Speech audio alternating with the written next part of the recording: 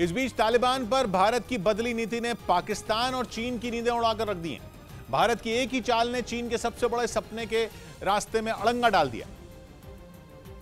इसलिए पाकिस्तान और चीन ये समझ नहीं पा रहे कि वो भारत के बढ़ते हुए दबदबे को आखिर कैसे रोकें, क्योंकि भारत की इस कूटनीतिक चाल से चीन का लाखों करोड़ डॉलर कमाने का सपना टूट सकता है। यही हाल पाकिस्तान का भी है, जो केवल चीन के सपने पूरे करना चाहता है ताकि उसे मुल्क चलाने के लिए चंदा मिलता रहे। जिस belt and road initiative project के तहत चीन ने पाकिस्तान में हाईवे का जाल बिछाया है, उसी प्रोजेक्ट का सपना अब वो अफगानिस्तान को भी दिखा रहा है।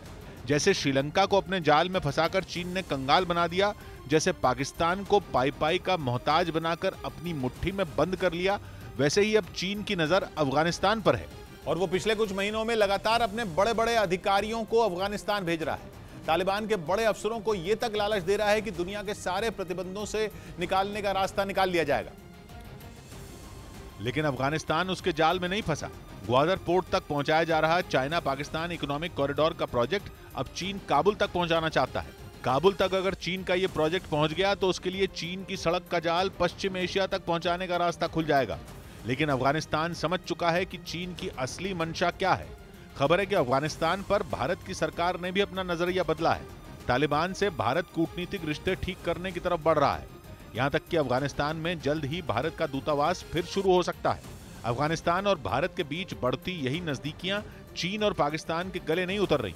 चीन ने जिस प्रोजेक्ट के लिए अपना सब कुछ दांव पर लगा दिया है, अब वो उसकी मुट्ठी से फिसलता दिख रहा है, क्योंकि तालिबान समझ चुके हैं कि चीन की नजर अफगानिस्तान की मिट्टी में दबे खजाने पर है, जो अफगानिस्तान को कंगाल और चीन को मालामाल बना सकता है। इनमें सबसे अहम है लिथियम, जिसका अफगानिस्तान में बहुत बड़ा भंडार होने का दावा किया जाता रहा है। असल में चीन की नजर अफगानिस्तान के इसी खजाने पर है। दावा तो यह तक कहा जाता है कि इसे जैसे सऊदी अरब को कच्चे तेल का खजाना कहा जाता है, उसी तरह एशिया में अफगानिस्तान के साथ लिथियम का नाम जोड़ सकता है। केवल इतना ही नहीं, बल्कि अफगानिस्तान में लिथियम के अलावा भी कई प्राकृतिक खनिज होने का अनुमान है, जो उसकी अर्थव्यवस्था की सूरत बदल सकते हैं। इसीलिए चीन अफगानिस्तान को अपने कर्ज के जाल में फंसाने की योजना पर काम कर रहा है। लेकिन तालिबान पर भारत की नीति ने उसका गणित बिगाड़ दिया।